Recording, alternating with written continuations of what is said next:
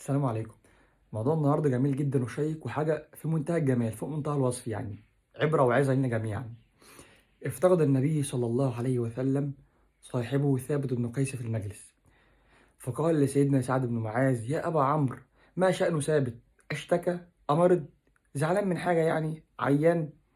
فقال سيدنا سعد بن معاذ للنبي صلى الله عليه وسلم: "يا رسول الله، أنا جاره، ما علمت له مرضًا، أنا جاره، لو كان عيان كنت عرفت."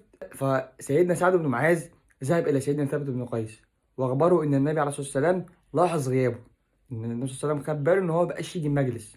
فقال سيدنا ثابت بن قيس، خد بالك بقى من الحتة الجاية دي عشان دي بجد حاجة بتمس القلب. قال سيدنا ثابت: يا سعد، لما نزل قوله تعالى: يا أيها الذين آمنوا لا ترفعوا أصواتكم فوق صوت النبي، حسبت أنها نزلت فيه، فأنا أعلاكم صوتا عند النبي وأنا من أهل النار. أنت متخيل معايا؟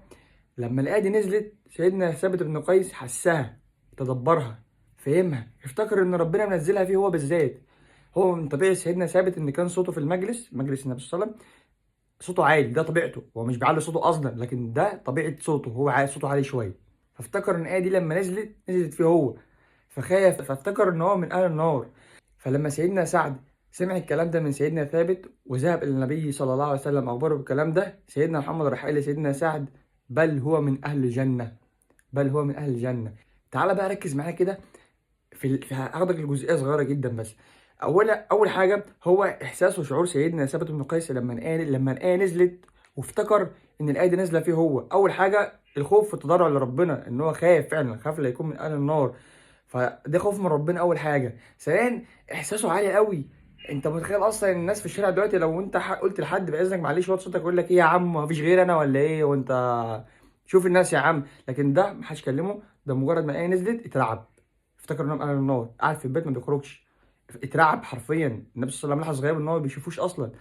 فانت متخيل معايا القدر بتاع الوعي والصحابه وقدر الفهم والخوف بتاعهم والتدبر القران. دي الحاجة التانية اللي احنا المفروض نستفادها من الموضوع دوت: كم مرة قرأت القرآن وحسيت إن الآية دي نازلة فيك أنت؟ كم مرة قرأت آية عن الصدقة في القرآن وحسيت إن ربنا بيقول لك أنت نفسك تصدق؟ كم مرة قرأت آية عن غض البصر وحسيت إنها رسالة من ربنا ليك أنت؟ غض بصرك، كأنها رسالة شخصية من ربنا ليك أنت، مش مجرد إنك بتقرأ القرآن، لا، أنت استشعرت وحسيت إنها رسالة من ربنا ليك أنت فعلا في الوقت ده، إنها جاية في وقتها فعلا. كم مرة قرأت آية عن التوبة وحسيت إن ربنا بيقول لك توب؟ كم مرة قرأت آية عن صلة الأرحام وحسيت إن ربنا بيبعت لك رسالة بيقول لك صل رحمك عشان أنت مقاطعهم، حرام عليك؟ كم مرة استشعرت إن الآية دي كأنها رسالة